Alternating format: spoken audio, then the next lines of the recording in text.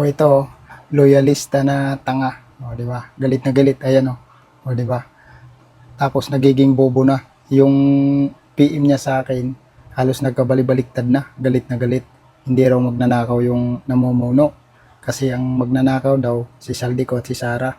Yung magkaaway tuloy na si Sara at si Saldico, pinagkakampi niya kasi magnanakaw daw si Saldico. Kaya dinadamay pa rin si Sara Duterte. O di ba? Kung di ba naman yan bobo, magkaaway yung dalawa, bakit papagkampihin mo?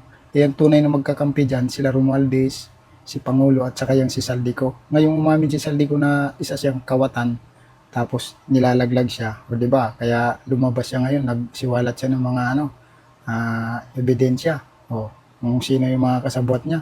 Ngayon, itong bobo na to na loyalista, nag-PM pa sa akin. O, nagiging bobo na, nagiging tanga pa. Baro baliktad pa yung PM niya sa akin, o di ba? Ang bobo mo. Ako pa daw yung kupal, ako pa yung ototo. Katangahan mo, bobo. Kayo yung mga bobo, kayo yung mga tanga. Kasi proud na proud pa kayo, pumapalakpak pa kayo. Alam na ng taong bayan yan kung sino yung tunay na mga kawatan, kung sino yung mga tunay na buhaya. Tapos pinapalakpakan nyo pa sila, proud na proud pa kayo. Ang tunay na mga kasabot ni Saldico, yung mga amo nyo. O di ba? Hindi yung mga Duterte. Ginagawa nyo lang sila ng kwento para mailis ang tunay na may kasalanan.